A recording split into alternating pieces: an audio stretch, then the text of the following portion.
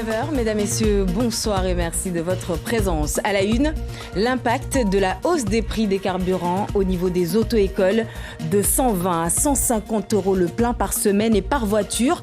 Quand on en a 8, ça chiffre vite et il faudra bien répercuter ce prix quelque part, nous disent les professionnels.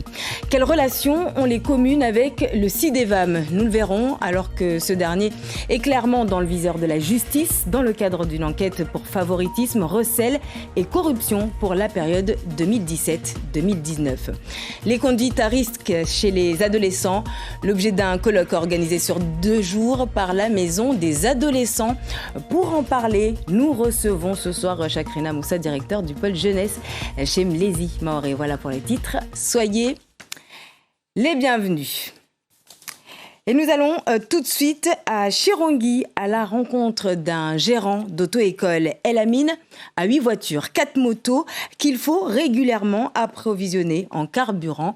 Avec la hausse de ces derniers jours, on peut dire que le passage à la pompe pique un peu. Papino Zaidani, Daniel Abdou. La hausse du carburant, un véritable casse-tête pour les automobilistes et plus particulièrement pour les auto-écoles. Gérant d'une école de conduite, Elamine fait le plein 2 fois par semaine pour chacune de ses 8 voitures. Ça a un grand coût parce que là, c'est surtout financier. Parce qu'on voit que de plus en plus, on doit faire le plein. Ça, c'est des véhicules auto-école. Donc, en moyenne, c'est 2 pleins par semaine. Et sur les 2 pleins, on était à peu près à 120, 130 €. Là, on est à 150 €. Fort malheureusement, c'est qu'on doit quand même bien répercuter ce prix-là sur quelque chose. Donc, ça sera encore une fois, malheureusement, chez les ménages, quoi. Donc, les clients qui vont venir s'inscrire, nous, on sera dans l'obligation, malheureusement, d'augmenter légèrement les prix. Des répercussions sur le portefeuille de ses élèves. Mais pour amorcer cette problématique, le gérant s'est doté d'un simulateur de conduite qui présente des avantages à la fois économiques et écologiques. De plus en plus, on préfère faire des cours avec les débutants sur cette machine-là, justement pour pallier à cette hausse de prix de carburant. Donc c'est aussi un outil pédagogique qui est bien aux normes. Donc, et puis c'est que pour les jeunes, pour eux, c'est comme s'ils étaient sur un jeu, mais en tout cas qui est assez éducatif et qui ne consomme pas du carburant. Une bonne nouvelle pour l'environnement et une belle parade face à l'inflation. L'acquisition d'un second simulateur est d'ores et déjà envisagée. Simulateur qui ne remplace pas, évidemment, la conduite en situation réelle. J-4 avant le premier tour de la présidentielle. Et s'il y a un sujet qui n'a pas été oublié dans cette campagne, c'est bien l'immigration clandestine. Et à ce sujet, Yasmine Jaffar nous décrypte les propositions des 12 candidats. Il en a fait son cheval de bataille. Éric Zemmour veut atteindre l'immigration zéro pour contrer ce qu'il appelle le grand remplacement. Le candidat de Reconquête veut supprimer le droit au regroupement familial. Lui, président, les demandes de droit d'asile se feront à l'étranger. Dossier prioritaire également pour Marine Le Pen. Sur une île rythmée par les arrivées massives de Kwassa, le discours de la candidate du Rassemblement national tient toute une population en haleine. Parmi ses propositions, la suppression du droit du sol, l'expulsion systématique des délinquants et criminels étrangers. Il faut de vraies mesures pour bloquer l'immigration. Nicolas Dupont-Aignan veut renégocier les textes, notamment sur celui qui oblige la libération des étrangers en situation illégale au regard de leurs conditions de détention. Avec lui, il y aura plus d'exigences pour obtenir la nationalité française. Du côté des Républicains, Valérie Pécresse fait le lien entre délinquance et immigration. Elle souhaite que les délinquants étrangers purgent leur peine dans leur pays d'origine. La candidate LR veut le rétablissement des tests osseux pour les mineurs étrangers sans papier afin de vérifier leur âge. S'il est réélu, Emmanuel Macron s'attaquera aux filières d'immigration clandestine. Il promet des procédures d'éloignement plus rapides et effectives et le durcissement de l'accès au titre de séjour. Et puis, il y a les candidats qui envisagent une politique migratoire beaucoup plus souple. Pour l'écologiste Yannick Jadot, l'immigration clandestine n'est pas un problème. Élu, il demandera à la police et à la justice d'être moins répressive à l'encontre des immigrés. Le respect et un accueil digne des demandeurs d'asile, le souhait partagé par la socialiste Anne Hidalgo et Jean Lassalle lorsque Jean-Luc Mélenchon et Fabien Roussel visent la régularisation des travailleurs sans papier. Ils représentent même une chance pour la France, estime Nathalie Arthaud. Quant à Philippe Poutou, il prône l'ouverture des frontières pour permettre aux populations de migrer de façon digne et sûre. Et ce soir, dernier Kalawadala avant le premier tour dimanche. Et il sera question d'éducation et de sécurité avec Kalatoumi Abdelhadi et ses invités. Abdoul Kamardine, soutien de Valérie Pécresse, Midladjim Némois pour Jean-Luc Mélenchon et Abdou Halim Lanao pour Anne Hidalgo. Kalawadala à suivre dès 20h sur notre antenne et en simultané sur le site de Mayotte La Première. Et sachez également que demain matin, en radio, dans la matinale, Michael Lassalle sera l'invité de Yasmine Jaffar dans Zakoli. Michael Lassalle, soutien évidemment de Jean Lassalle. En pleine campagne présidentielle, à noter l'enquête du parquet national financier autour des recours au cabinet de conseil privé de la mandature actuelle et particulièrement celle de la compagnie McKinsey, principal prestataire de l'État, pointé du doigt dans un rapport du Sénat. Enquête pour blanchiment aggravé de fraude fiscale. Affaire à suivre.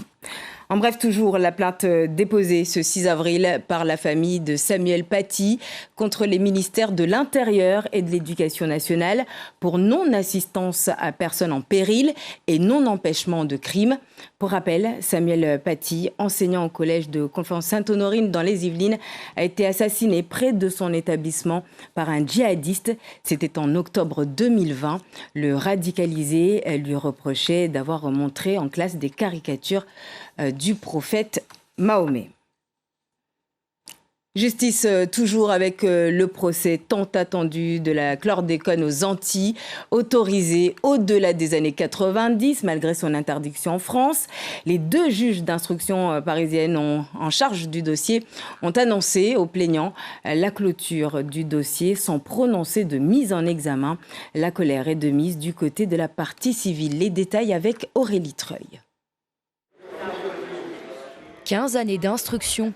Pour s'entendre dire cela, selon les juges, les investigations sont closes, alors qu'aucune mise en examen n'a été prononcée.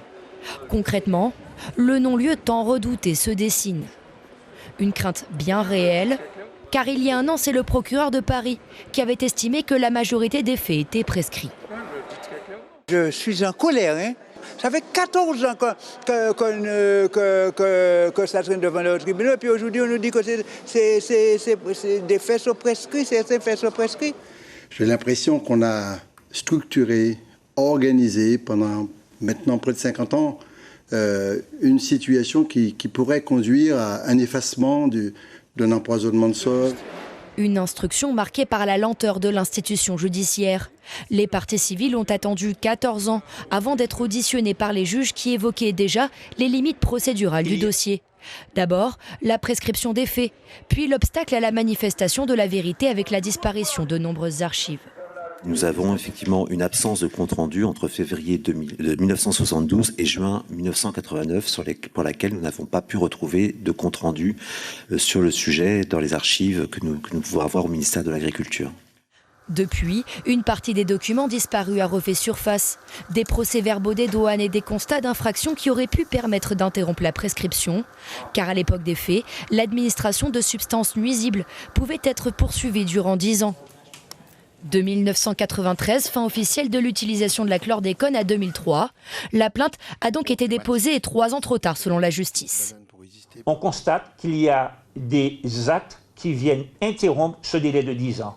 On découvre qu'il y a eu stockage de chlordécone en Martinique en 2005 et en Guadeloupe dans des hangars à bananes en 2006. Utilisation de produits interdits. Le volet judiciaire de la chlordécone semble sur le point de s'achever, alors que 90% de la population est contaminée en Martinique et en Guadeloupe. Une décision du tribunal qui pourrait mettre le feu aux poudres Antilles. Retour à Mayotte avec le deuxième grand titre de ce journal. Le CIDEVAM, dans le viseur lui aussi du parquet national financier, pour favoritisme, recel et corruption pour la période 2017-2019. Ces dernières heures, les locaux du syndicat ont été perquisitionnés. Les dysfonctionnements au sein de la structure ne datent pas d'aujourd'hui et ont des conséquences directes sur le ramassage des ordures des 15 communes adhérentes, mais aussi un impact financier sur ces dernières. Exemple à Tsingoni et Chirongi avec Alda Lidi, Youssouf Ahmed Matouar, Daniel Abdou. Le mercredi à Tsingoni, c'est jour de ramassage des déchets. Et pourtant ici, personne ne semble satisfait du service. Ben oui, ça a été ramassé parce que j'ai dû les appeler ce matin. J'ai dû les appeler ce matin parce que c'est pas possible. Il faut que chaque fois je les appelle pour qu'ils viennent les ramasser. Du côté de la population, le mécontentement est le même. Je n'en peux plus de ces mauvaises odeurs. En plus, je fais de l'hypertension. C'est insupportable. Je suis obligée de brûler mes déchets. Je n'ai pas de bac. Pourtant, ils sont passés pour nous dire que la distribution allait se faire. Ils ont même fixé une date pour les grands bacs collectifs. Je n'ai jamais rien vu dans mon quartier. La commune paye pourtant 700 000 € par an pour ce service. En contrepartie, les camions du CIDEVAM doivent passer 3 fois par semaine pour la collecte. Mais dans les faits, c'est une autre histoire. Parfois, on a des poubelles qui débordent de partout. Et des fois, il nous arrive de s'en charger, de les enlever nous-mêmes. À Chirongi, la municipalité a carrément mobilisé ses services techniques pour faire le ramassage. On les voit une fois par semaine, ils ne passent pas partout. Donc on a des riverains, des administrés qui n'ont jamais vu le camion de CIDEVAM. Là vous voyez l'exemple derrière moi, ça date de plusieurs mois. Nous on n'a pas les moyens et ça nous coûte hyper cher. 2 camions et 8 agents mobilisés au quotidien, soit 240 000 € par an, en plus des cotisations au syndicat. C'est aussi tout un service détourné de ses missions. Alors, l'annonce de l'enquête ouverte par le parquet national sur les dysfonctionnements du CIDEVAM suscite un élan d'espoir. Nous avons confiance à ces enquêteurs qui vont peut-être nous révéler des soucis qu'il y a là-bas et puis ça va permettre d'apporter une solution certainement à nos problèmes que nous subissons dans nos communes. Prise en étau entre leurs administrés et le syndicat, les 4 intercommunalités concernées doivent faire avec les moyens du bord et surtout réapprendre le sens de l'adage « on n'est jamais mieux servi que par soi-même ». Et j'ajoute que nous avons contacté l'actuel président du CIDEVAM, Ousamoudine Abdallah, qui se dit conscient de ces problèmes hérités de l'ancienne mandature. Selon lui, et malgré le défi du syndicat, tout est fait pour assurer la continuité du service. Dans l'actualité également, ce colloque organisé ces 2 derniers jours sur les conduites à risque des adolescents. Un colloque organisé à la MJC de Combani par la Maison des adolescents, une structure de Mlésie-Maoré. Pour en parler, nous recevons ce soir Chakrina Moussa. Bonsoir. Bonsoir. Merci d'être avec nous. Alors, vous êtes le directeur du pôle jeunesse de Mlésie. Nos confrères du JDM ont titré, à propos de votre colloque, « Conduite à risque des adolescents, la boîte de Pandore des mots MAUX de la société mahoraise ». Point d'interrogation, vous validez ? Oui, enfin, je valide.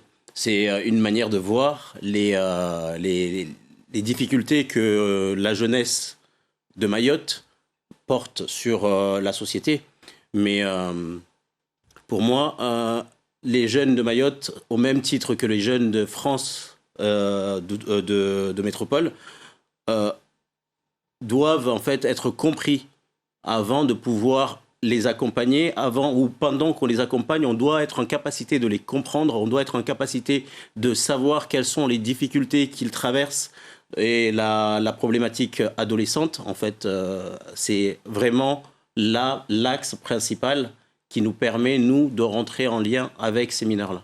Alors justement, vous travaillez avec eux tous les jours. C'est eux qui vous ont demandé cet espace, ce colloque, ou c'est une idée qui vous est venue comme ça, vu que vous travaillez avec eux tous les jours et qu'il fallait à un moment donné se rassembler pour parler ensemble de ces problématiques-là?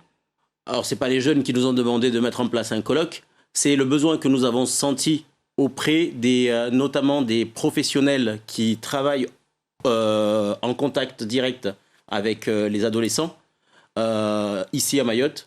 C'est ce besoin-là que nous avons senti de pouvoir partager, échanger nos savoir-faire, échanger nos réflexions, mettre ensemble en fait ce que nous pouvons observer sur le terrain et puis pouvoir peut-être réfléchir sur des solutions que nous pouvons apporter sur les problématiques adolescentes. Et justement, vous me tendez la perche, 2 jours de discussion. Premier jour, tout d'abord, avec les professionnels de santé, les éducateurs, tout ça. Qu'en est-il ressorti, justement ? Ce qui est ressorti de ces différentes rencontres, c'est surtout des échanges. C'est-à-dire la certitude que les mineurs, les adolescents dont nous avons, excusez-moi, en charge, voilà, dont nous assurons la prise en charge, sont dans une phase où ils rencontrent plusieurs difficultés. Et que, donc dans ces cas-là, nous devons doubler de vigilance pour pouvoir les accompagner au mieux, pour pouvoir assurer un accompagnement adapté. Donc ça veut dire que vous avez senti quelque part que de votre côté, il y avait des lacunes, des carences en tout cas ? Des carences, des lacunes, oui. Tout à fait. Et il y en aura toujours. C'est-à-dire qu'il faut qu'on réussisse à s'adapter au public que nous avons. Et ces carences, il y en aura toujours. Il faut toujours qu'on puisse se questionner sur nos pratiques et qu'on puisse remettre en question nos pratiques, se déconstruire pour se reconstruire et adapter nos prises en charge aux difficultés, aux difficultés du public. Aujourd'hui, Mlési Maoré, c'est combien de jeunes prises en charge et pour quelle tranche d'âge ? Vous parlez de la MDA ou dans l'ensemble ? Dans l'ensemble. Parce que c'est une grosse structure, Mlési Maoré, on est d'accord ? C'est une grosse structure et le pôle jeunesse, justement, qui est le pôle dont j'assure la direction, c'est un pôle qui a plusieurs structures. Nous avons une structure au pénal, donc une direction judiciaire qui assure un hébergement au pénal et qui assure aussi un service d'AEMO. Et ça fait combien de jeunes en tout ? On a une capacité d'accueil au pénal de 30 mineurs. Mais je parlais du groupe. Mlési Maoré, c'est combien de jeunes ? Est-ce que vous pouvez nous donner un chiffre ou pas ? Attendez, Bon, c'est pas grave. Voilà. Alors justement, vous avez décidé aujourd'hui d'avoir des rencontres, en tout cas des témoignages de jeunes adultes et pas d'adolescents, ce public-là que vous visiez dans ce colloque. Pourquoi ce choix de jeunes adultes ? Parce qu'ils ont déjà expérimenté, ils sont déjà passés dans cette période difficile. Ils ont réussi à dépasser ces difficultés à travers des moyens, des médiations culturelles, artistiques. Et ils ont pu s'exprimer sur leur mal-être auparavant et la manière dont ils ont réussi à dépasser ce mal-être en utilisant ces moyens de médiation, mais en même temps aussi en s'appuyant sur les professionnels qui les accompagnaient. Et donc, du coup, c'est plus parlant pour les professionnels qui étaient présents, de comprendre quelles sont les différentes étapes et quels sont les processus par lesquels passent ces jeunes pour pouvoir dépasser.